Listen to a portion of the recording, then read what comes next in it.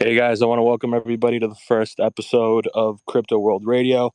My name is King Wabi, and I'm here on behalf of Because Bitcoin. And for our listeners, good evening, good morning, wherever you are. For our YouTube listeners, please make sure to subscribe. And for you guys listening here on Twitter, be sure to follow us here at Because Bitcoin and myself, your host for today, King Wabi. I am here with Nakamotolisk and Feel Pain and Emergent. And today we're here to discuss about future narratives across the Web3 and crypto space and NFTs, GameFi, that sort of stuff. And right here up on the Nest, guys, I have the link for the Discord. It really helps for our brand if you go ahead and click subscribe for our YouTube listeners. And for here on Twitter Spaces, go ahead and join us up on Discord. We have about 800 plus members, and you can find me there. I'm a lot more active on Discord as well as in our premium BB Chad section, where you can find me on voice channels and other perks. We've got a vibrant community, and we might be a startup. We're starting up small, but in time you'll see that we'll provide value for all our listeners and participants across all our social Reddits. It's great to be here with you guys. We'll start off giving a small background about myself. My name is King Wabi. uh, I've been in the space for about 5 years now. Bought the top in December of 2017, and thankfully avoided things like BitConnect and the hash cloud mining scams. And it didn't take me too long to venture out into the altcoin space. One of the first projects that I found out about outside of Ethereum was the Cosmos ecosystem, founded by Jaquan via Tendermint back in 2013, 2014, around that area. And that ecosystem is one that I'm passionate about. So found some projects very early on, such as Luna, Thorchain, Phantom, and Avalanche, as well as some metaverse and GameFi stuff, such as Decentraland, Sandbox, and as far as NFTs go, I didn't really play too much on them outside of a few things on Terra. So, yeah, let's get started. Here we have Nakamoto. Let's go ahead, man. Introduce yourself, and we'll just kick it off from there. We'll go with Feel Pain and Emergent. I'll send you another invite to speak as well. And yeah, we'll just kick off the conversation from there as we would with any other Twitter space. And you guys know how much I like to talk, so I'll keep that to a minimum. And further on in the space, we'll open up the conversation more broadly to any of our listeners. Don't feel shy on Twitter Spaces. Come up and join the conversation, ask questions. We're all open here, so go ahead, Naka. Hey, thanks, Wabi. Okay, greetings, everybody. I'm Nakamotolisk. I'm sure a lot of you know me. Unlike King Wabi, who bought the top in 2017, I bought the top with leverage in 2021. Well, kind of. But anyway, since then, I've kind of made a decent amount in relative terms. I'm probably up about 20x from when I first got in. But looking to play the next cycle if there is one, and also looking to work with crypto projects to do exciting new things that you can do with crypto that you can't really do without it. So I'm sort of part trader, part techie. I'm really interested in kind of the game theory side of crypto, like thinking about incentives, and that can be kind of useful in terms of investing as well. So yeah, Wabi, what are we going to talk about? Are we looking to sort of think about where the market's going in the short term, or are we thinking more long term now?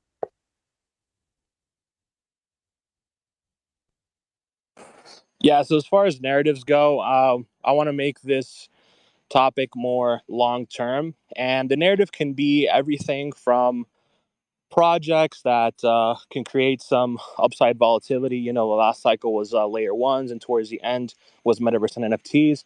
But it can also be things like, where we think the majority of new participants are going to be onboarded, whether it's dexes like GMX and Apex, or more centralized things like Coinbase, or even things like NFT platforms. So it can be a variety of things, and yeah, that's pretty much Okay. Yo, where we want to direct the conversation. Go ahead, Yeah. Ping. yo, what's going on, everybody? I was just gonna give a quick introduction. My name is Phil Payne, and I've been co-hosting these spaces with Wabi for about the past 2 months or so. And I have a background in finance. Um, I got into crypto late 2018. Um, First crypto I ever bought was XRP, and I just kind of really fell in love with it last cycle.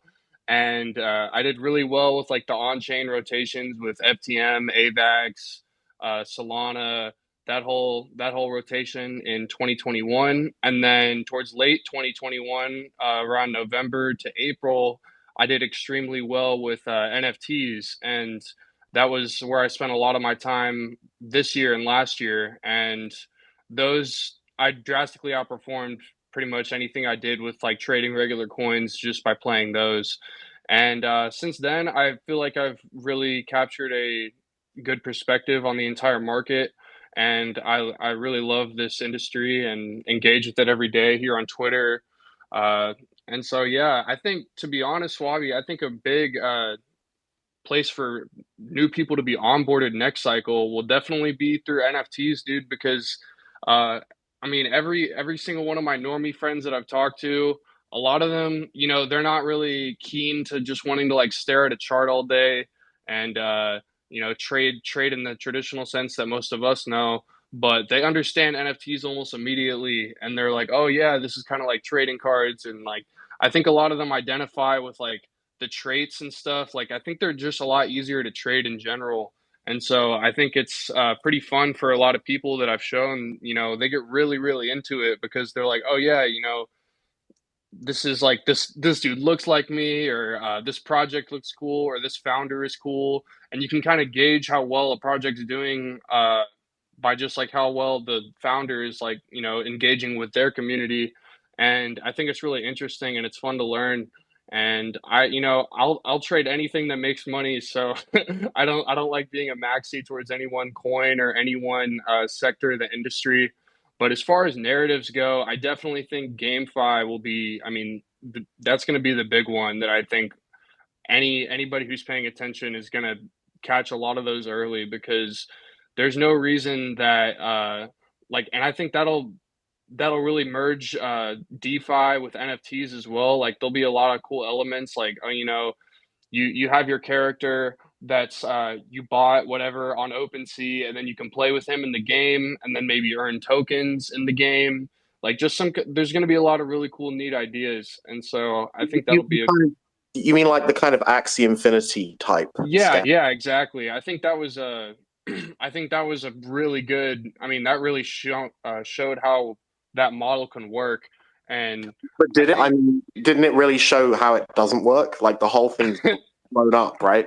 well, Like yeah, of it's course, all gone to and zero. so All the and so NFTs are worthless. The token is fucked.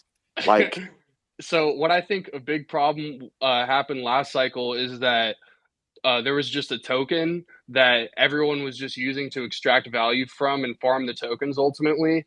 So the only way I think, first of all, for it to be sustainable is I think the game has to be fun first, number one, and people have to be incentivized to play the game just without, wanting to purely make money from it. And then you kind of earn things in the game and can trade them similar to the way people trade RuneScape accounts, Like I think that it has to be incentivized in a way like that where people aren't just going and farming tokens, and then extracting all the value from the game as fast as they can. I think it'll have to be something like, oh yeah, you play the game and then you can possibly earn crazy items in the game that you can later sell in a marketplace as an NFT. That's kind of how I see it, like working and being anyone, sustainable. one way you can look at this, and it's a bear market, so it's a good time to be bearish, is you imagine like a good game that people want to play just as a game, which we all agree is a good foundation.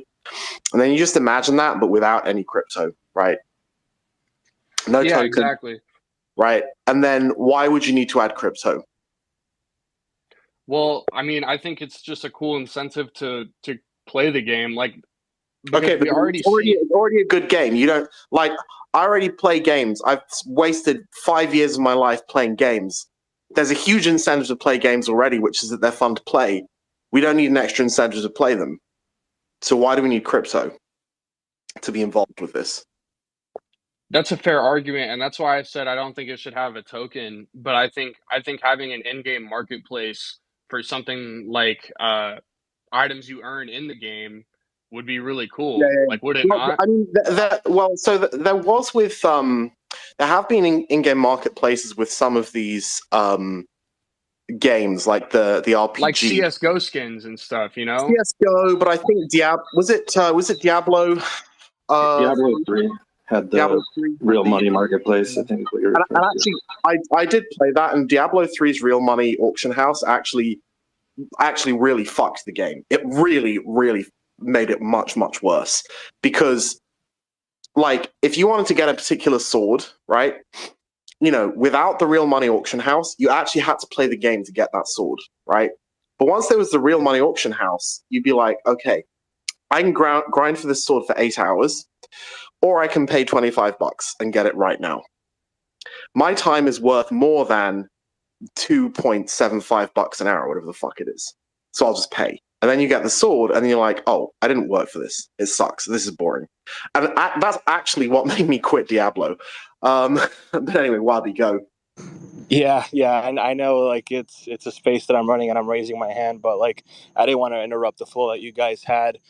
But last night I was talking with Garlam Wan, who runs this fund called Momentum 6, and he was one of the first employees over at Harmony One, and he ran the entire campaign that Harmony had, leading up to their Binance IEO fundraise.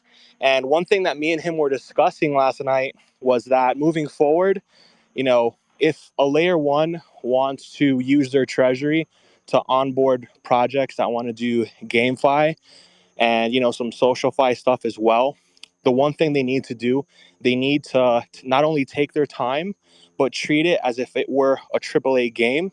And first and foremost, listen to their customer. If you're a smaller project building on something like these projects that are kind of pivoting to what we're talking about, Hedera, Algorand, Cardano, right? Those are all projects that Phantom. are pivoting in that direction, right? You need to treat the product as if it were a AAA game, and you need to listen. You need to listen to people within that chain and hear them out.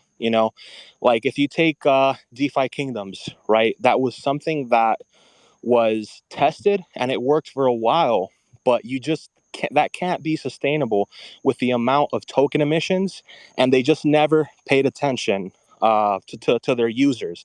And we can start off right. We can kind of pivot this, and we have to entertain the fact that we need reliable bridges, right? In order for GameFi to work, you need reliable bridges, because everything, no matter if your Hedera, your Algorand, Cardano, you have to find some way to capture that Ethereum audience. Because what's going on during this bear market is that you now have a complete area of the world that is untouched social capital. And what I'm referring to is the other side of the world. I'm referring to the Japanese, the Chinese, the Korean markets when it pertains to GameFi. Most of us that participated in the quote unquote L1 wars, whether it's Terra, whether it's AVAX, whether it's Solana, dude, if you go on any Twitter space right now, they're all from Western countries, right? And so I think for the next cycle, it's going to be a lot more strict. Just because you hire high APY and you have a nice, fun-looking game that looks like Gaia Online or RuneScape doesn't mean you're gonna reach your customer base. Because we want these things to survive.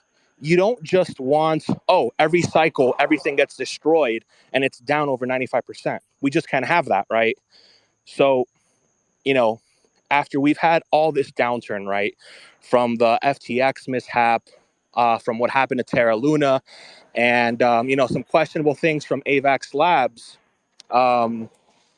we have to look at who's building right now, who's still paying attention to their audience, and who's pivoting towards the narrative, right?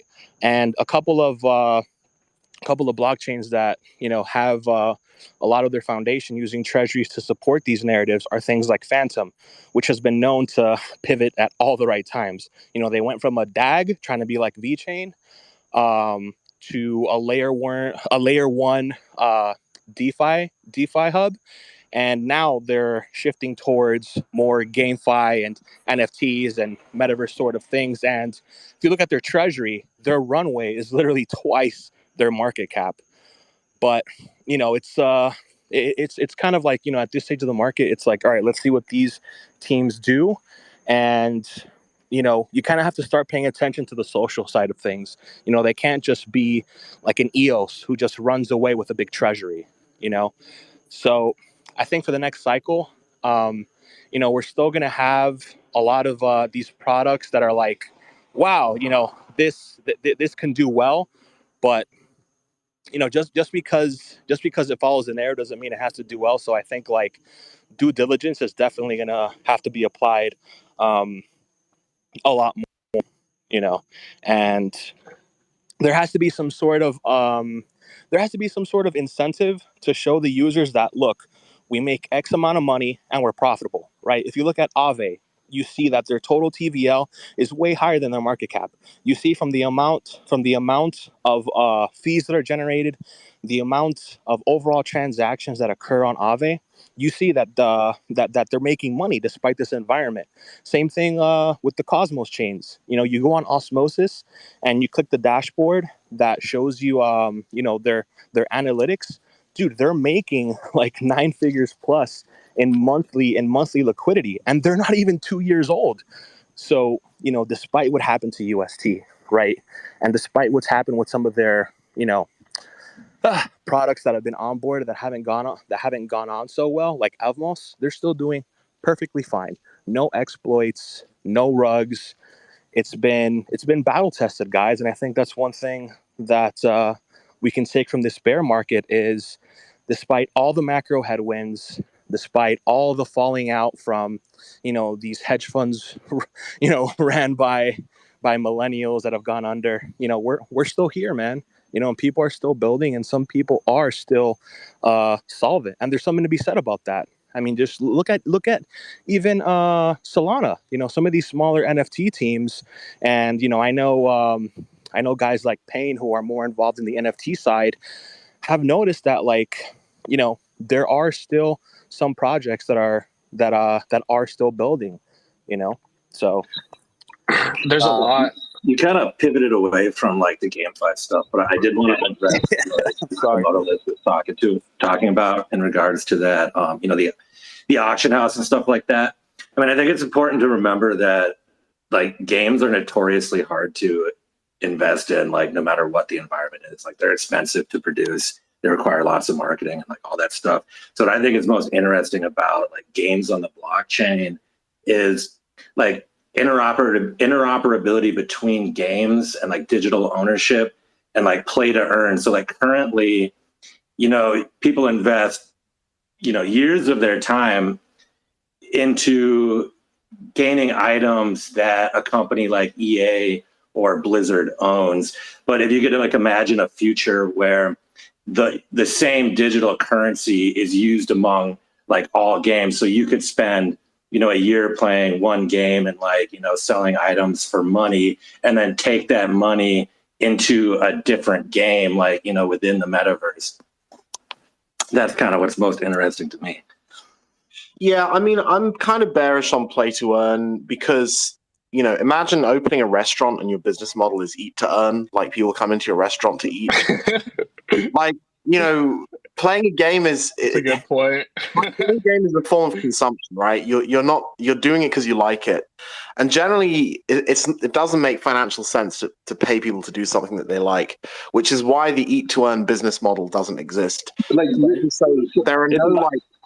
No, like imagine you sell your digital item for Ethereum, and then it's not like the game company is paying you to do it, but it's like Ethereum powered marketplace. And like I agree, like heavily diluted assets, paying people just to like play their game is probably not sustainable. But if you look at games like Eve or World of Warcraft or things like that, there's a lot of people that made a living, just farming digital items. Yeah, right. That's why. So Sorry, okay. Go ahead, Naka. Well, what I was going to say is, like, I think there are some circumstances where play to earn could make sense, and let me give you an example. So, there was a game called Evolve, which was really freaking cool. I don't know if anyone remembers it, but basically, you had a diverse team of monster hunters who had to go and trap a monster, and you had like the trapper, the DPS, the tank, right?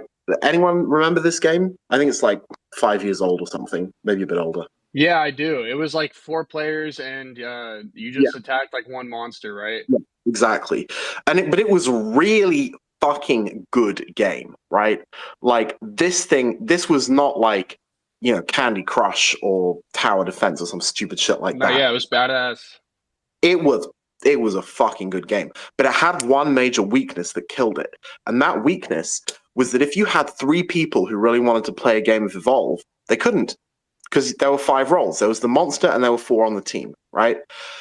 And if you didn't have enough people to play, or one person on the team was a retard, it would spoil it for everyone else, right? So you have some of these games where like the fun requires multiple people to produce, right? And in those cases, there could be some positive sum deals where maybe if you have 3 people, the 3 people want to play it so much, it's so good, that they'll pay like $1 each to pay the 4th person to play, right? So play to earn. So maybe that 4th person is in the Philippines, and $1 is like a lot for them, and the 3 people are in America, and it's actually a positive sum trade. So somebody can play to earn while some other people are actually paying to play, right?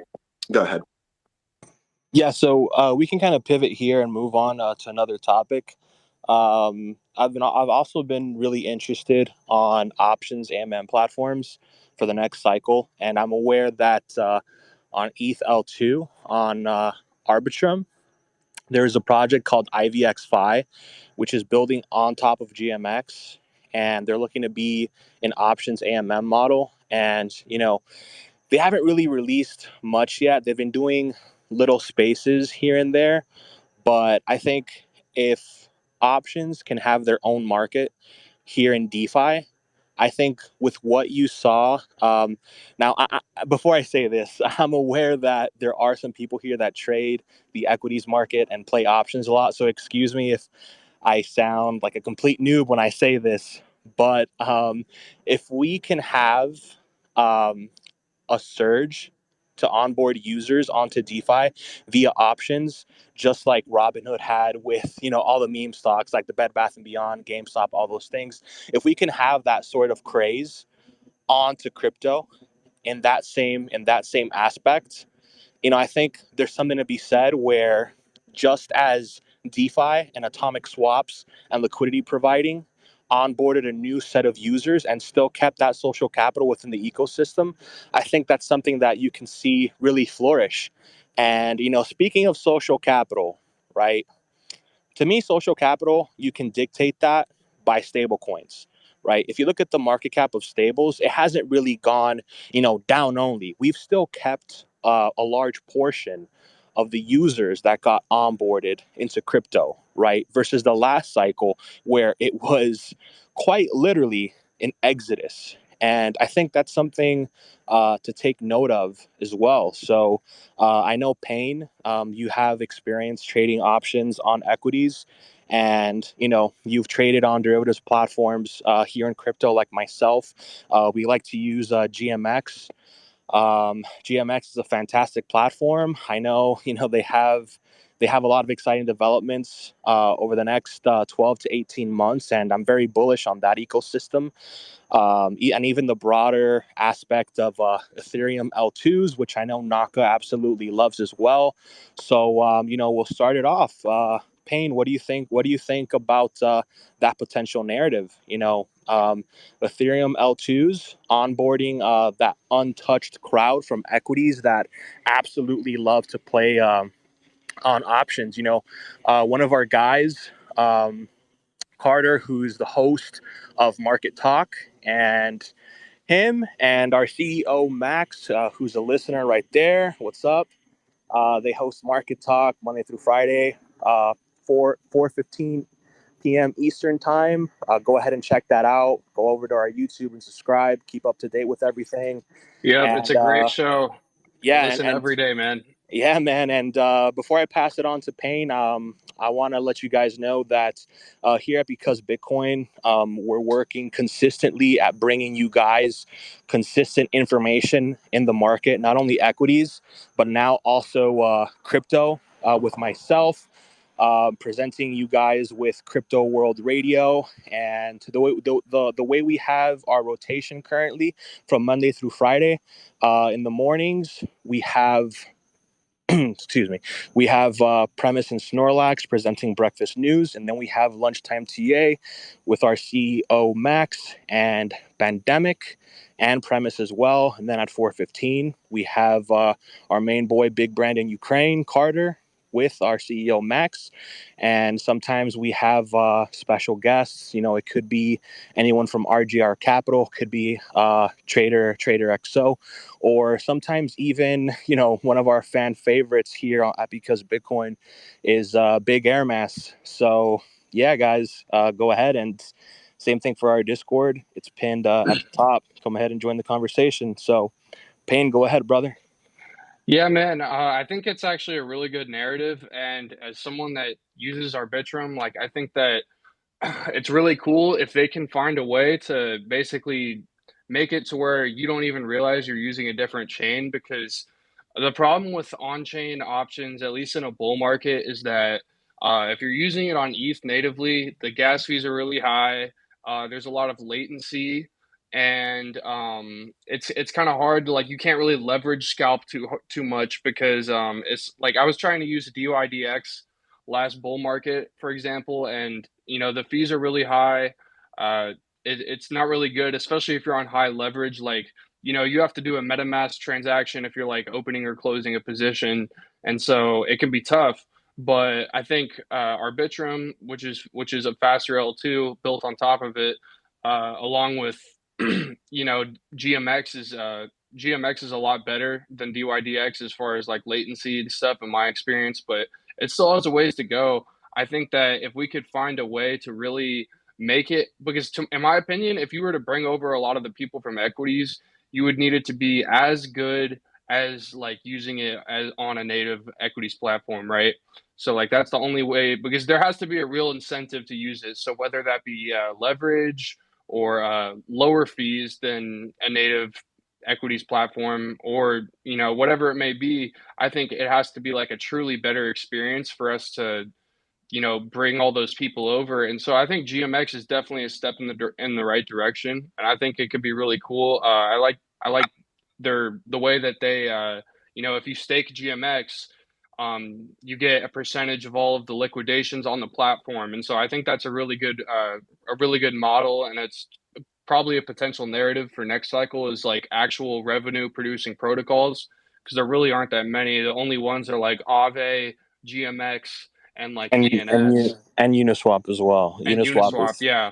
Yeah. And I think that's one thing that we can safely say, that, all right, in 2018, we had guys like John McAfee, rest in peace, talk about decentralized atomic swaps. He was talking about being paid to become a liquidity provider, and then using that position to borrow against. And then, of course, that brought the pivot of ETHLend into Aave, where you can become an LP and borrow against that, and things like that. And speaking of platforms that are able to do that, I think myself and Emergent could agree that if there was any chain, and I mean any chain, that can handle that sort of high throughput activity without destroying the user experience, hands down, it would have to be Terra. They were not only building that, but they were building stuff for GameFi, which we were just talking about a few minutes ago. And anyone who used the derivatives platforms on Terra, whether it was AstroSwap or whether it was Mars Protocol, um, you know, things were coming along great. And I think with the building that's going on right now behind the scenes at Terra V2, which I can't really explain on here without there being a certain somebody, wink, wink. I think Terra would be an excellent chain to run that on. So, Emergent, if you want to give your opinions on that, feel free. And just to give a bit of a background, guys, me and Emergent met within the Terra community a little over a year ago, and definitely a man that you don't want to fade. He has a lot of insightful things, and he's very well spoken. So, Emergent, go ahead, man. Yeah, like as far as DeFi and Terra goes, I think it's important everybody, recognizes that a lot of the issues on Ethereum and the reason they have L2s are, scaling issues, and that Atom, kind of implemented the whole L2 thing, before Ethereum did. And it, theoretically has infinite, scaling potential, because anytime they get an app that, has too much traffic or whatever, they can shard everything off into their individual app chains. And another reason I'm bullish on the Cosmos DeFi stuff is that a lot of it is still in development and still being incubated. But as we saw with Terra, it's like extremely cohesive. And when I was using it at first, it really felt like kind of like an Apple moment to me. Like a lot of power tech users are fine with PC and Microsoft and all those like IPs like being cobbled together because they have more control over hardware specs and all that. But the reason Apple is so popular is because the interface that it had is just so smooth, and it everything just like fits together for people who aren't like enthusiasts, and that's something that Terra really has going for it. Like all of their apps are built to work together instead of being like this petri dish of different financial experiments that Ethereum and the L2s have going on. Hang on, is Terra still running, or I thought it's all shut down after the scam? Well, there's two chains. There's like the original that they renamed Lunk, or like Luna Classic and USTC Classic, and then they airdropped actually all of the like native users, so people who weren't just trading it on exchanges got airdropped Luna V2, and they're porting most of the apps over there. Some of them have already ported, and then I think most of the users are going to be getting airdrops of that as well. And I mean, so it's kind of hard to see what it's going to turn into, right now, because so much of the development is kind of being kept out of the public eye. But it's definitely still got a large community of developers working on it. They are building relentlessly, man. And, one thing I want to point out with what Elon is doing here on Twitter, and from the looks of it, seems like they're going to, do some token on Twitter. And, I doubt it's going to be a tradable token on a DEX or whatever. But, when we open Twitter, what are the things that we see when it pertains to finance? A lot of it is dictated towards crypto Twitter. And when you look at like analytics as far as spaces go, as far as retweets and likes and quote tweets, it's all crypto Twitter. And I think one time one of crypto Twitter's legends, Kobe, the host of Up Only, he commented under President Biden's tweet, and he ratioed him. Like, you have these users on crypto Twitter that ratio, these presidents, and I think there's something to be said about that. So, where I'm trying to get at is when you look into this untapped area of social-fi, right? You see all these spaces when it pertains, to the broader Web3 and crypto space. And, you're not seeing spaces dedicated, to Conto, right? Or to Wan Chain or Aeon or ICX or Waves or any of these other projects that have just completely gone to zero and there's no building on top of it, right? When you look at crypto Twitter, you see Solana NFT communities. You see Cardano spaces with GameFi developers.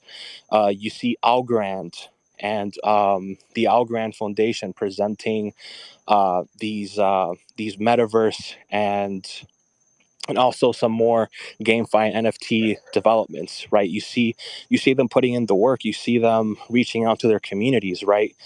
And I think there's something to be said about that.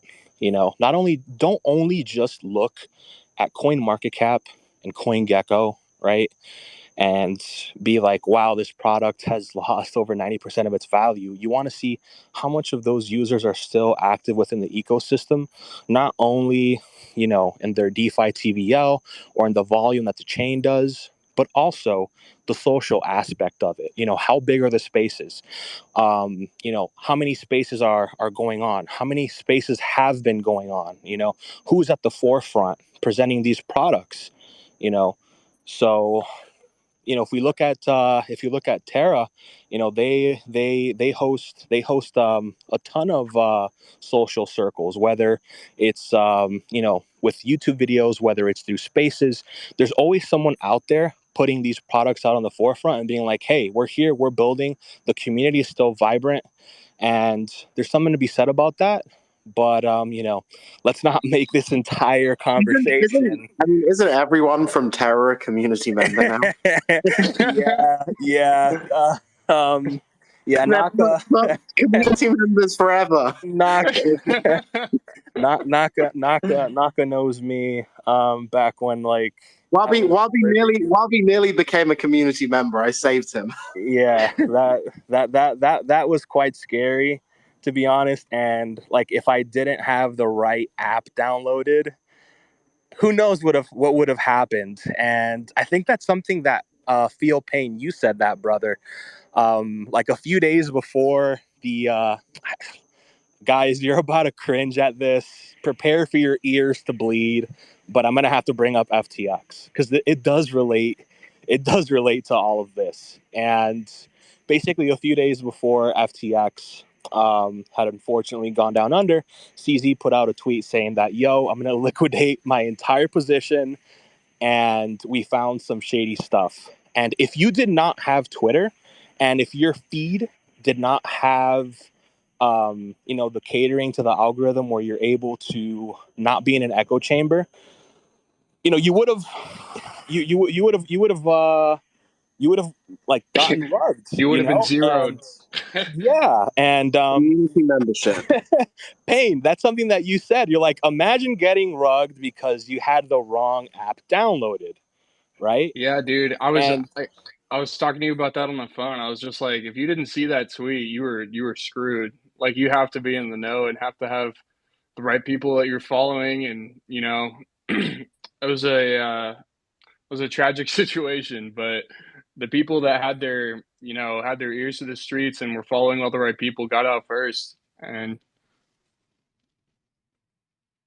I mean that was pretty scary. I never got into Luna, but I knew that was gonna fucking die. I knew that was gonna blow up. But the thing is, in terms of narratives moving forward, some people have mentioned the Atom narrative, and I think that one's quite interesting because it hasn't played out, right? Yeah. There never was really an Atom season, and I know that a lot of devs like it, so that's worth watching.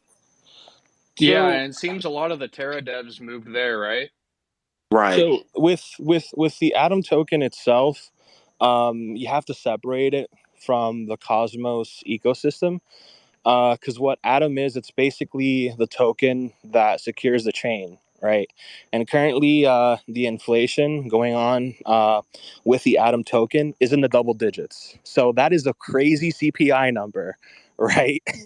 If Carter was here and we would be like, yo, the Atom CPI is at 11%, he would be like, that shit is going to zero, right?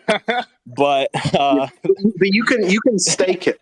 You can stake it, and you just get given. yeah, but that's kind of the main utility of it right now. Is this? Yeah, you get airdropped like. Well, it's not really utility. Well, I guess you can get airdrops from projects for staking Atom, and you know what, guys. Now that you guys have mentioned it, I might actually go out and buy some Atom and stake it. Dude, you can delegate your Atom to certain people, and depending on who you delegate it to, it was really crazy earlier this year, because depending on who you delegate it to, you'll get different airdrops. And so if you staked your Atom, and then like everybody wants to have the most people that they're delegating their Atom to, right? And so a lot of these delegators would basically be in competition with each other to outdo each other with the airdrops. And so, you know, I had a small bag staked there, and like some of the airdrops that I got were like 3x, were worth like 2 or 3x more than the bag that I had staked. And yeah.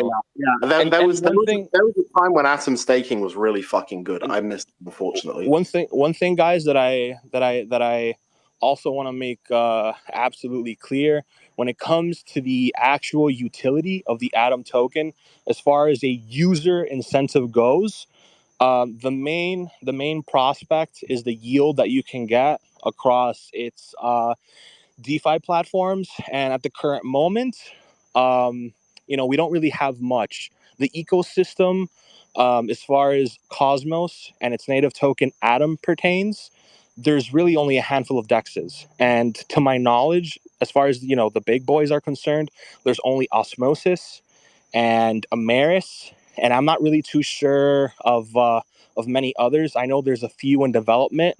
And I know that Neutron is building out their DeFi hub on Cosmos, and I want to take this time to announce to you guys that next week on Wednesday at unfortunately it's going to have to be at 10 p.m. Eastern time. We're going to have Neutron, who's building out the official DeFi hub on Cosmos, where the potential for an Aave and Compound type platform and more easier user onboarding is going to be a lot smoother through Neutron. So they will be one of my guests next week. That would be episode 4, since we're on episode 1 today. You can give them a follow. It's Neutron.org. I'll post them up on the Nest in a little bit. But as far as user onboarding, the teams building on Cosmos are making it more of their goal to facilitate that. Similar to what people on Ethereum did after the disastrous UI that Maker and Curve had back in like early 2020 and the summer of 2019. And back in those days, in the summer of 2019, you were actually able to get double digit percentage on your DAI. So as far as what Anchor did, there is an exception to that. Sometimes a protocol does make enough fees and enough money to facilitate that APY, but of course it varies from case to case. And again, the main utility of the Atom token from a user incentive is to get yield on DeFi and to stake your Atom to provide security for the Atom chain. And you get paid for it via airdrops and staking rewards and all of those things. And for those that are listening on YouTube, if you enjoy this sort of content, be sure to like, comment anything that you want to see on the show, any sort of feedback. Could be good feedback, could be bad feedback, could be, wow, Wabi, you're the greatest person in the world, or it could be like, wow, Wabi, why do you talk so much? You're ringing my ears off. Any feedback is appreciated. Be sure to subscribe.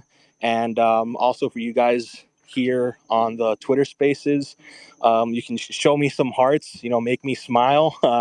Join the Because Bitcoin Discord, and I'm a lot more active on there than I am here on Twitter. And you can typically find me a lot more active on the GigaChat part of the Discord, where you're able to communicate with more of our team members on a personal level. We have things like daily group voice chats, kind of like a more private Twitter space where we can have more of a one-on-one with our members. And yeah, I think there's also, as far as the Atom token is concerned, there have been some talks about perhaps there being a burn mechanism for the token when it pertains to something similar to what Ethereum did with their like EPI or IP. I'm not sure how it is, 1599, where EIP 1559. Yeah. So I think like a burn mechanism in that sense, could occur. And as far as there being like a Luna UST mechanism, to my knowledge, there is someone on the Juno team, which is a layer 1 built on Cosmos, that is working on a stable coin. So perhaps something like an interchain collateralized decentralized algorithmic stablecoin, which to my knowledge UST was the only stablecoin that was on the road to doing that, where it was going to be the base pair for all of decentralized finance, which I still do believe has to happen. It has to happen at some point.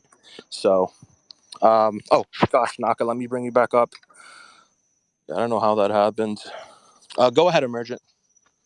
Oh yeah, I was just going to say, since you were talking about Cosmos dexes and Neutrino, that the old TerraDex Astroport is going to be launching on Neutrino and like several other L1 app chains in Cosmos, and they recently delayed their token unlocks by like another 6 months or so, out into sometime in the middle of 2023. So I think that's a pretty interesting bet right now because it's dirt cheap, although there is a lot of dilution still. And also, thank you, bro. I was going to add too, I think it's worth staking your Atom just to get Celestia, because Celestia is almost guaranteed to be an airdrop for Atom stakers, and I'm very bullish on Celestia. I know Wabi is too. Yeah, I think Atom staking is going to get a lot more interesting moving forward. I think they're launching something called like ICS or enabling it or whatever. That will allow like Cosmos app chains to pay Atom stakers for security, through their validators, instead of providing a lot of dilution to their own set of validators, which is pretty interesting. So you'll be able to stake Atom and get rewards in a bunch of different tokens instead of just Atom dilution. Hang on, how would you get the Celestia airdrop? Because that's pretty important. So for next year, that's when these things start to get rolled out, and in Q2, Celestia will be having an incentivized testnet. Currently, you can't really do much on it if you're not an experienced dev, but next year should be a lot more easier, and it's something that I will participate in. And before I continue, I want to give a shout out to some of our Because Bitcoin Chads. I see Dorito in there. What's up? I see Kimchi. What's up? You're covering your mic, Wabi. Oh, sorry, dude. Sorry, brother. I want to give a shout out to some of our BB Chads. Dorito, what's up? Kimchi, what's up? James, what's up? What's going on, guys? Feel free to come up. Request to speak. I'll bring you guys up here, here on my show.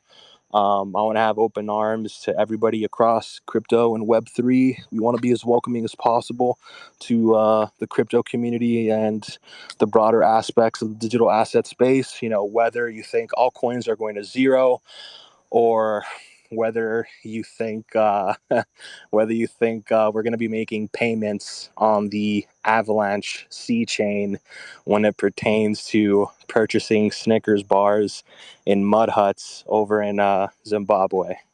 So I know that's something that Carter is really bullish on. He loves AVAX guys. Don't let him trick you, man. Don't let him trick you. Me and him transacted on the AVAX chain, and he was really excited when he did his first bridging experience. He bridged from Doge over to AVAX, and yeah, I'll be sending him an Avalanche shirt this Christmas.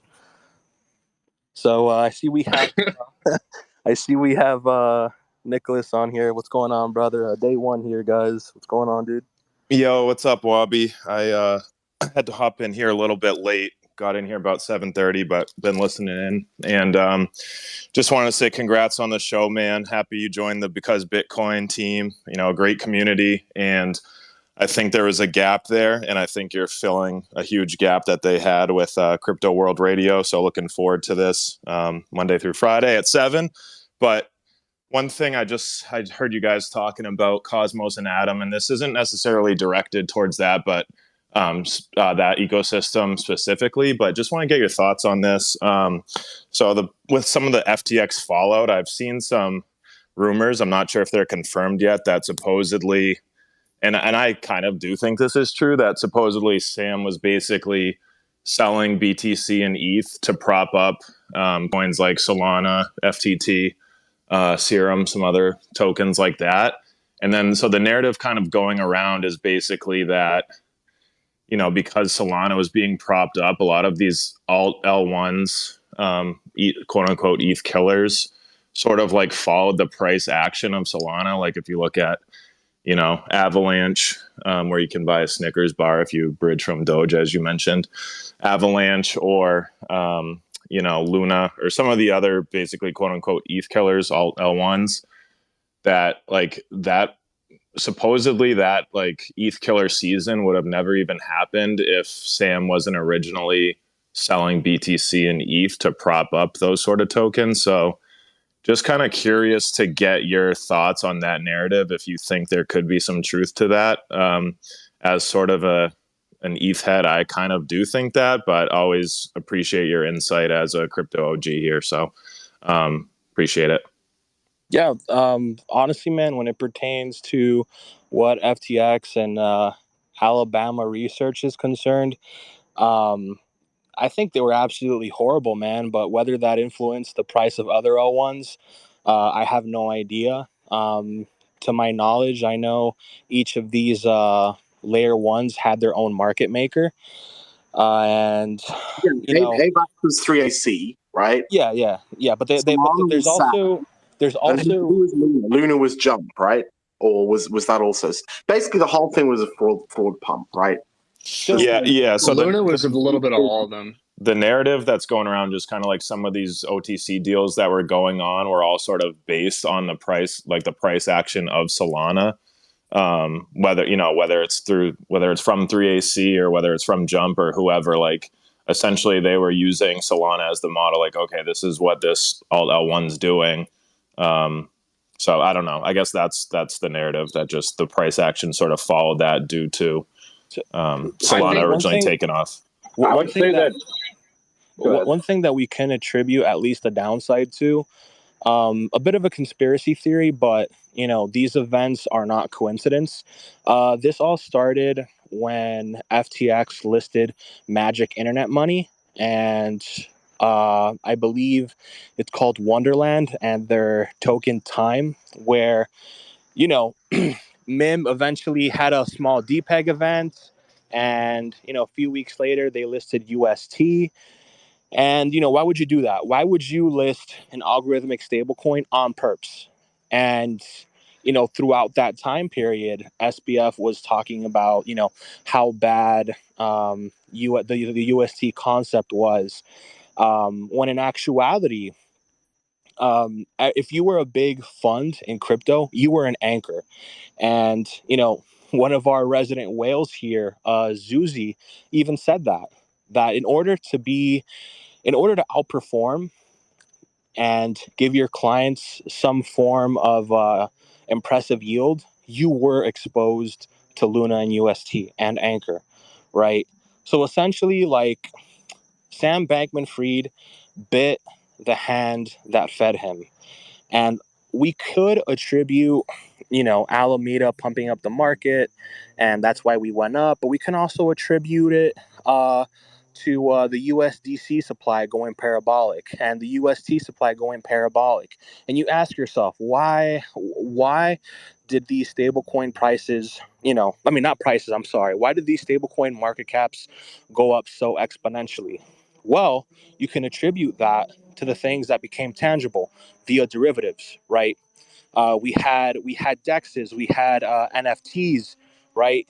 You were able to essentially earn yield on your stable coins based on the fee and activity that was going on to your native dex. And that was never seemed possible in the past. This was all like, things that were written on paper.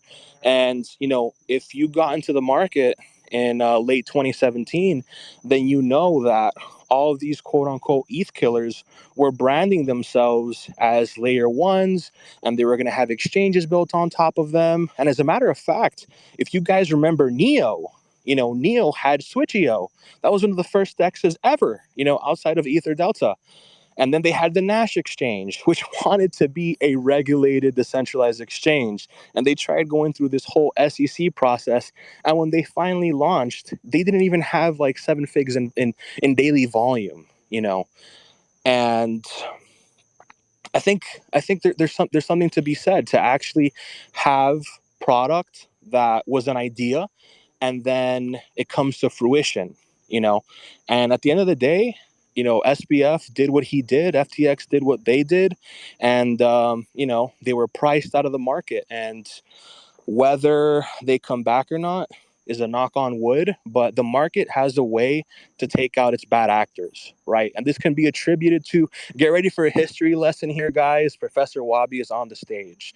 So we can attribute this back all the way to the 2013 cycle, right? And we had the situation with Mount Gox, right? We had a situation with Bitfinex, right? And when you take those two events into account, you pretty much had like 80+% of the total volume traded on BTC, right? You had those entities be completely wiped out, right? And then what happened in the bear market preceding the bull market of 2017, right? We had Cryptopia go down. We had Hit BTC go down. We had all the small exchanges go down on top of all the MLM Ponzi's like BitConnect and the cloud mining scams like Hashflare and some other Ponzi's relating to that, right? And you guys know, if you were part of that class, that plus 90% of the new retail that got onboarded into that cycle got wiped out because of that, and they just never returned. So what was the incentive for new retail to come in? And yes, you can say, oh, COVID QE and all of those things, but I just don't see the amount of growth that we've had at the last bull market without decentralized exchanges, right? Without the swaps, without NFTs, without the initial product of metaverses. I simply do not believe that we would have had this crazy run up if we were still trading these imaginary shit coins on KuCoin or on Binance. I agree, dude. You have to think about how many people like bridged to BNB to buy SafeMoon, bro. Like, just shit like that is like so insane, dude. You had literal grandmas bridging to AVAX to buy Wonderland, bro. Like at the top, like I remember seeing TikToks like in November of last year where like it was literally like just senior citizens bridging to AVAX so they could hop on Trader Joe and buy Time Wonderland to get the APY. And like there was Dex has played a huge role in the last bull market, and that's definitely a narrative that I think can't be looked off, bro. Like you have to understand Pancake Swap did stupid volume, dude. That really like propelled B&B to the prices it is. I mean, that was a really big catalyst for taking it for. I mean, the reason that B&B is still holding up is that people are still using it to this day and being LPs for it. So, I mean, I think Exactly, man. Exactly. And, um, I'll let you continue after I say this, brother. We've had all these fintech apps like Voyager and Celsius and FTX go under. When I say fintech apps, I mean apps that tried to be like Robinhood, where it had a nice, clean, cute UI and they gamified investing. Buy, sell with a click of a button, right? And, one thing that I think that we severely lacked this cycle was a lack of transparency with these fintech apps, right? And, in equities, we see these quarterly earnings with companies that show their liabilities, show their profits and losses, all these things. And, my thing is, why can't we have that on exchanges? I think that has to be a narrative for the next cycle when it pertains to the safety of users, right? So, say you're a Coinbase user, right? And you sign up and everything. Why is it that they require so much KYC, but yet we don't really have that much information on their liabilities, on their profits and losses, their real profits and losses, not just what they say? You know what I'm saying? And they're on-chain transactions. As you guys are aware, we saw crypto.com literally sling 9 figures back and forth with gate.io. Why is that happening? And he said dude, it was a mistake. He said it was a mistake. So guys, what I'm saying is that as a community, we have to push these onto these platforms. Because as you guys know, as an asset class matures, there has to be something that grows along with it. And the number one thing is take care of your customer. Look at Jeff Bezos.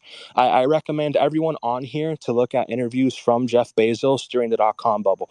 Look at his interview from 1996 when Amazon was trading at what, like 75 cents? And he was saying how, he was obsessed with the customer. How many orders do they put on Amazon? How many times do they go back and forth in the website? How many minutes do they spend looking at certain genres of books? You have to be obsessed with your customer. And if your customers are saying we need transparency, then brother, we need transparency, and I think this is going to come back to us in the long haul. There does have to be some regulatory oversight, but some light touches. If you're an exchange, don't play with other people's money. Don't be a degenerate simply because, it's crypto. Number go up all the time or number go down all the time. You don't want to. Yeah, I mean, I think the real solution to this is decentralization. And I mean, actually, I've been talking to a new exchange which is looking to go decentralized. There's a lot of interesting tech in that area, like Starkware is pretty powerful for that. But basically, like the GMX model, various decentralized models, you can have leverage, you can have options, you can have everything, right? But you just do it all in a decentralized way, and then it's not possible for them to rug you. So basically, like there are two options in making the world a better place: don't be evil and can't be evil. And can't be evil is always the best one, right? Because if you do the don't be evil thing, somebody's going to say, oh yeah, I'm a good guy, I'm a vegetarian, I drive a Honda, and then he's just going to absolutely completely destroy you. So I think DEXs is definitely important, but I mean, I don't think DEXs are going to drive the next bull run. Let's be honest. I don't think retail trading options is necessarily going to drive it, unless you can somehow get options for like TradFi on chain. Then maybe, but that could be quite hard. But I think it's going to be something else. I don't think it's going to be GameFi, because GameFi is all a scam and none of the business models work. It's possible that it might be social, right? Because like social media is just so huge, and we have the Twitter files now where, I mean, that's probably like the most important event that's happening right now is the release of the Twitter files, and how Twitter secretly manipulated what everyone was seeing and then lied about it and that's just being released right now, that's an incredible opportunity for crypto, for decentralization, right? The whole point of decentralization is to prevent these centralized actors from rugging you. And so I could see social media, decentralized social media, as being the next big thing, because that's never really had a run, and it's really, really topical at the moment. But obviously, we're not going to have any kind of run in the next 12 months because the economy is just fucked. It's just going to be, going down, right? Yeah, guys. If I just you wanted guys, to come in here, say what's up, Wabi. Congrats on the show. What's up, Naka? I really enjoy listening to the Twitter Spaces with you guys. With Brandon, or I should say Carter, them before. That's how I really came on because of Bitcoin. But yeah, dude, I think I'm gonna definitely tune in. Wabi Gang. Yeah, man. Just wanted to say what's up. thank you, bro. Appreciate the love and support. That's what I'm talking about. Exactly. So, yeah, guys. Naka's a well-versed individual. He knows what he's talking about. I definitely think we're in for some trying times, as we have been over the last few quarters when it comes to crypto. But at the end of the day, I think we'll come out of it just as we have every bear market. If there's anyone else that wants to come up, don't feel shy. Hit that request button. Otherwise, we'll kind of give some closing thoughts here. We'll go with Payne and Emergent and Nicholas. And yeah, go ahead, Payne. If you have any other thoughts, feel free, brother. Yeah, I was just curious as to what you guys thought. Real quick, I had to mention Solana because something I thought about the other day was the fact that you have to learn Rust as a dev to code on Solana. And I was talking to Wabi about this, like the fact that you have to learn Rust, and a lot of these devs just spent like a year learning Rust. And so if you don't know, if to code on like Ethereum, you need to know Solidity, but Rust is an entirely different language. From like what I've seen, a lot of people on Solana that were building on there are not really too phased by this entire FTX thing. And it seems like like I pay a lot of attention to the NFT projects and stuff that's being built on there. And one thing is they never really had a DeFi run that was super crazy because I mean it was all kind of manipulated by FTX. And so I'm kind of bullish on like there being a DeFi run happening there eventually. And like one thing I noticed was like right after the FTX collapse, when all of the when Solana's price action nuked, was a lot of the NFTs on there that were like the D Gods and the Utes and like a lot of the more popular projects basically repegged to their USD values almost immediately. So they like after the whole thing happened, they were priced at like whatever 800 Sol, and then now Sol is $13, and then they're like 2,400 Sol, or like they did it like a 3x like back to their original USD value. And so that made me kind of bullish, honestly. And I think that a lot of the devs there just spent like a year learning Rust, and now they're like kind of like, well, shit, the only other platform that uses Rust is eGold, and so they're gonna keep building there. And it seems like a lot of them are not too phased by everything that's happened. So I was just kind of curious as to y'all's thoughts about what you think the future of that chain looks like, because they still are doing pretty notable volume. I mean, it's pretty impressive considering everything that's happened. I mean, one thing I would worry about with NFTs, the floor going up to the dollar value, is it could just be fraud. Like NFTs are the most fraudulent market in all markets. That like if you go into That's a great point.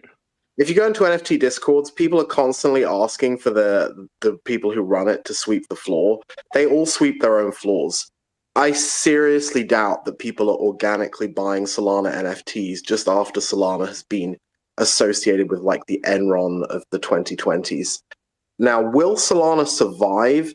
I actually thought it probably wouldn't, but I'm open to changing my mind. The reason I thought it wouldn't is because probably all of the Altel ones are in trouble. And the fact that Solana is like associated with this horrendous scam, like if you want to bet on Altel ones, why not bet on AVAX or Atom? why bet on the one that has like AIDS? Yeah, that's a good point.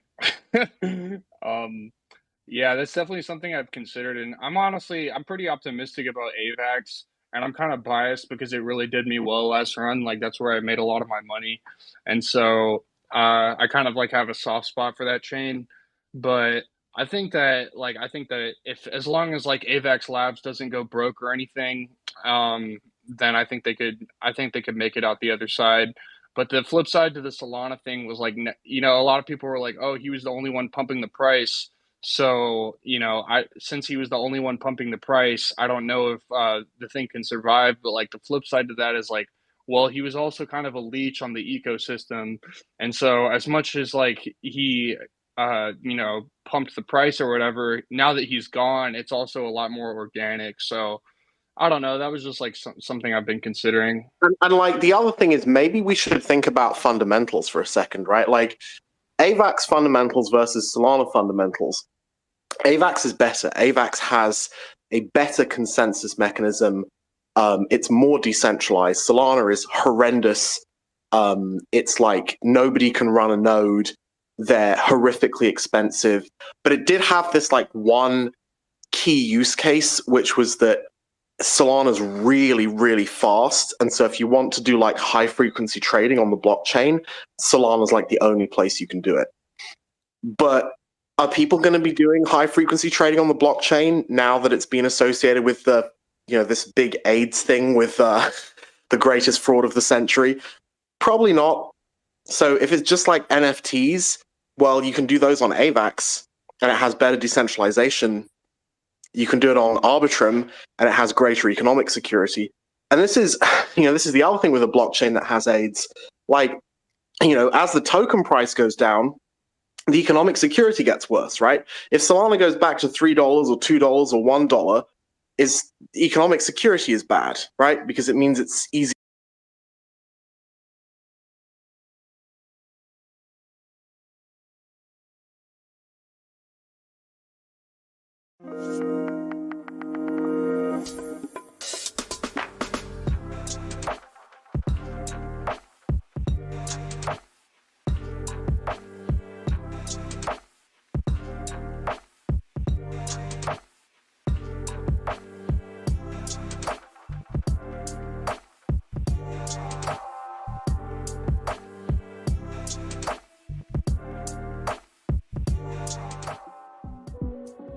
The trading current is just math. It's just math. It has a 95.45% hit rate when we deviate outside of CP2 and CN2. All you had to do is recognize that 95% of the time when we get over here, under this blue line, we get some sort of mean reversion. So let's just assume you long right here.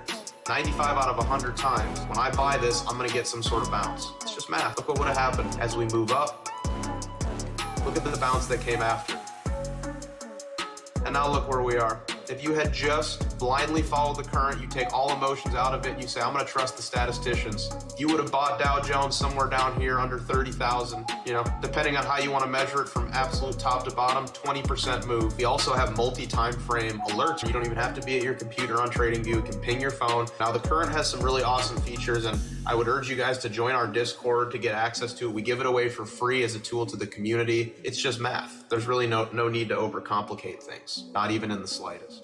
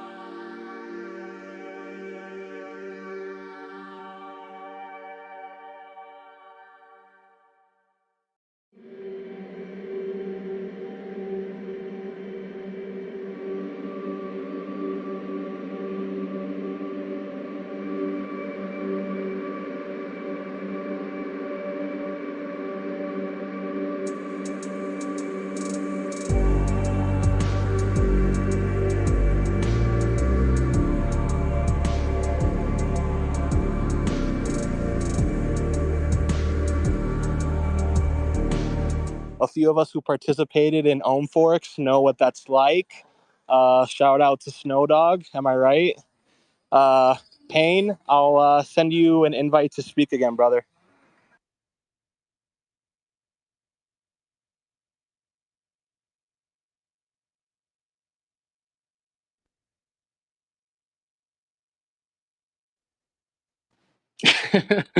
What's going on, man? How you doing?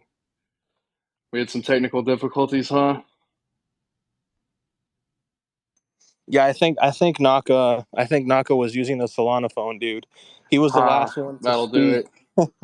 Yeah, he was the last one to speak. So we'll give it like another couple of moments for Naka and some of the other guys to see if they can pop back in and For get some sure. closing thoughts. Because we don't want to have these spaces just end abruptly without some closing thoughts, brother. So Yeah, that'd be I tough.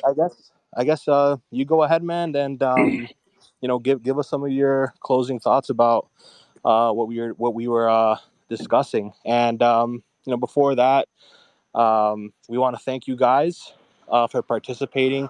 If you're on YouTube, make sure to subscribe. If you're here on Twitter, make sure to comment under any of our tweets and give some feedback when it pertains to these spaces. What you want to see, we always appreciate the feedback. And go ahead and join our Discord. And yeah, go ahead, Payne. Yeah, man. I don't have too much else to say. I think next cycle the big winners are going to be Adam, Celestia, Matic, and ETH, of course. And who was it? Who was it that was speaking on our space? The VC guy a couple days ago. I'm sorry, I can't remember his name off top. Um, what was his name, Wabi? Oh yeah, Nicholas. Nick. Yeah. Um, Nick was making me really bullish on just Ethereum as a whole, and so I think if you do want to accumulate something right now, I think that's probably your best bet, and it's something that at this point the risk to reward of having zero exposure is probably more skewed in the favor of just like dipping your toes in and having a small bag, because I mean at this point, dude. Like he really kind of made me realize like how the rotations are going to work and reminded me about that, because it'll be, Bitcoin catches a bid, ETH catches a bid, and then we'll slowly start seeing all the alts pumping. And so I think, if you don't think a recession is going to happen next year and you're not like betting on the end of the world necessarily, then it wouldn't be a bad idea to accumulate some ETH here. I think it's at a point where, uh, the risk to reward is not too bad. There's obviously some market makers propping it up. And so we'll see what happens. I also wanted to just say I'm super happy for you, and I'm happy that we got this show now, and you'll be hosting these under Because Bitcoin. It's super exciting, dude. I was so geeked when I saw that got announced. So it's definitely going to be super fun, man. Thanks, brother. Thank you for the love and support, dude. You're a day one, dude. So I appreciate all the kind words, and I appreciate all the viewers listening via YouTube. All you guys here up on Twitter Spaces, and I'll be hosting my crypto specific spaces from Monday through Friday from 7 p.m. Eastern time to, I guess now, closer to 8:30 p.m. Eastern time. So you can catch me on there if you want to, listen to some of our CT natives, developers across certain ecosystems that are building their own projects or work for certain projects. And we do have some things in the line when it pertains to people that deal with capital funding, when it pertains to backing the backing of the more well-known products in crypto that people are familiar with. So we also want to include a community aspect to it, you guys. So it's going to be an overall general Web3 and DeFi and GameFi sort of space. No bias or anything. We want to welcome people from all walks of life.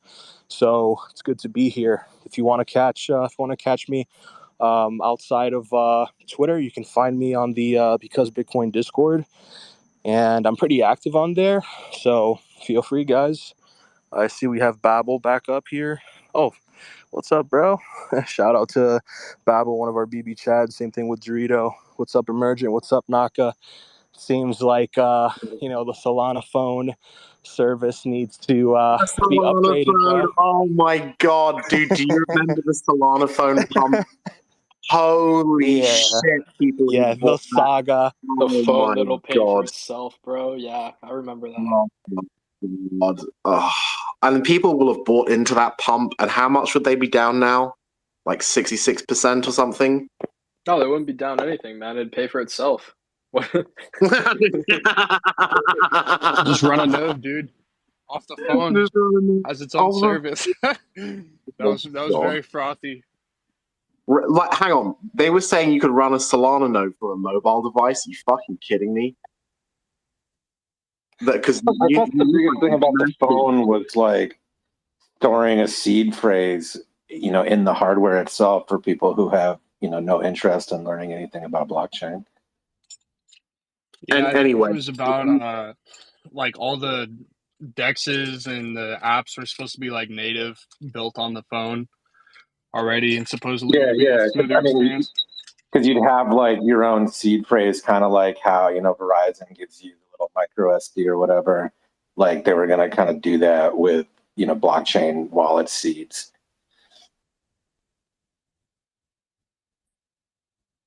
Anyway, I just came up here. I want to say congrats, Wabi. I'm super excited for you. I've been listening to your spaces for a really long time, and I'm super, super, super happy that you're on the Because Bitcoin team. I can't believe it happened so fast after. Yeah. Wow. Thanks, brother. You've been a day one as well, dude. You know me from back in my Luna days, as does Naka and Emergent. For our listeners here on Twitter, give them a follow. Go ahead, give Naka a follow, Payne a follow, Emergent and Babel a follow. These guys have been absolutely great to me. I have nothing but good things to say about them. And hopefully throughout the next couple of years, we get to find the next Luna together, and prosper from it, and grow as a community. I definitely feel that with the community that's been building up within Because Bitcoin, I think it's going to grow into something great. So thank you guys for all the love and support. We appreciate it all, man. And I also, Wabi, I have so you guys were talking about GameFi earlier, and to Payne's point, like I think the best GameFi, like instead of being play to earn, how about play and you can earn? Like it should, like I think you could make a game with a blockchain where the main goal isn't like play to earn itself, that is actually to play the game. But what you could do is you could do NFTs like on something like Diablo 3 or Diablo 2, whichever one had the marketplace, where you earn the NFTs and the game developers or the whoever are developing it get a portion of the sale. And so the people playing win and the developers win and something like that. So I'd be on the lookout for a game like that. Just that's something like I know it's kind of like a bucket list of what you'd want in GameFi, but if it were to be big, I think that's the formula, or at least part of the formula for how it'd be huge. Yeah, man. It's like I think to go back to that, I think the incentive to play the game can't just be to earn tokens. Like that's proven to not work. And I think that basically what you and me were kind of talking about, it's already a proven model of CS:GO. I think CS:GO is the best example because Naka was talking about how in Diablo 3 it was a problem because like why would you want to grind 8 hours to get like some skin, in the game that's like you could just spend $25 to do or whatever. And so I think the only way that could work is it would have to be purely cosmetic. So like it doesn't have a material benefit in the game. It's just like a pure flex. And then the game would have to already be fun. Like you can't just be playing the game so you get these skins. That could just be an added benefit. And then one more thing I was going to say about that was another cool model. Someone brought up to me is like, if you're like, let's say a streamer and you want to play like a build in a game that's like maxed out everything, so like one idea was like you could rent out your character to people. So basically, like let's say you've put like 2,000 hours in some game, right? And you have this crazy build that has everything. You have crazy cosmetics. Well, in theory, you could rent out that character, and then other people could play as that character if they just want to play it for a specific amount of time, or like do some kind of stream with it. I thought that was a cool idea, and that was another way that I could see it working. But yeah, man, that's about it. I think that's actually a great idea. Like one way that I just want to piggyback off of that a little bit is sorry, I'm eating pizza. I think like one of the things you could do is like you were saying, you could rent out your character. But the thing with that is like everybody. Hold on one sec. I forgot what I was gonna say. It's some really good pizza.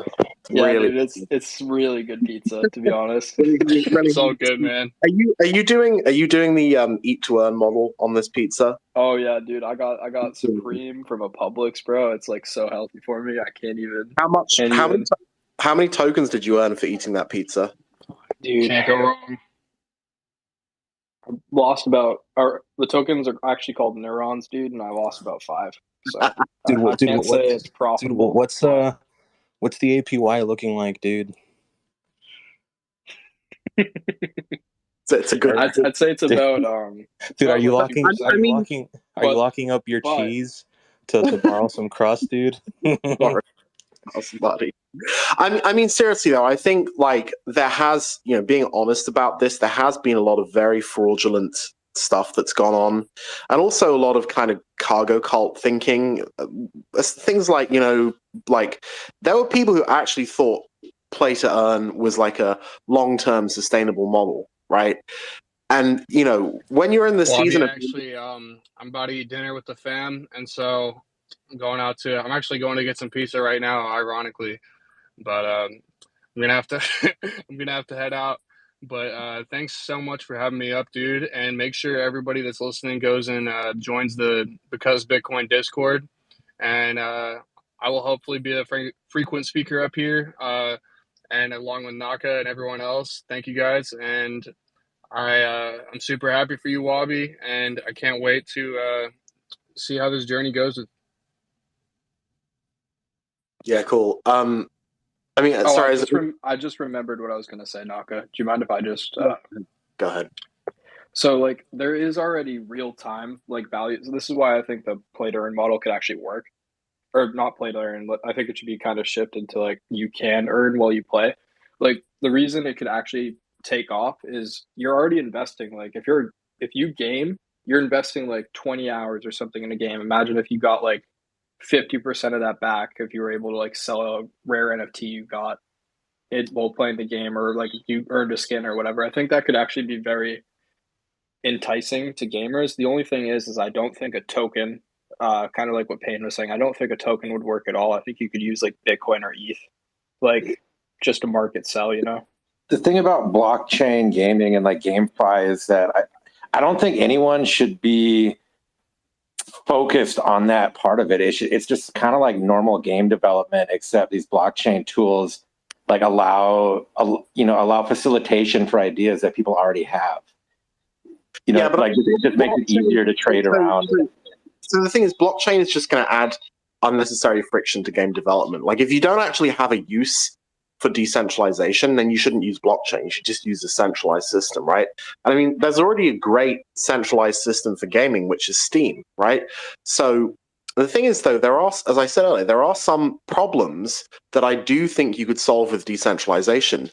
It's just you have to kind of look for them. Like another one that I thought of is I've played a lot of games on Steam with the Steam Workshop, right? Has anyone played with that? Yeah, bro. I haven't, I man. do love Steam. We actually do have to start wrapping up, though, man. We've been here for about an hour and a half. We'll finish off with Black Widow. Black Widow, is there any questions or statements that you want to add before I wrap things up?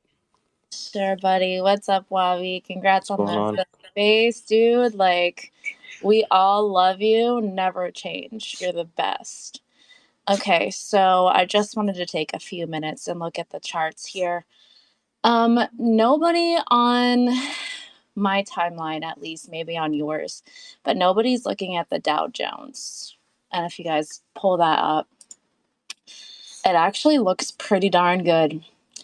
And so it's actually had a bull cross with some of the EMAs that I've had, but nothing else has. The NASDAQ has not, the S&P has not, Bitcoin has not.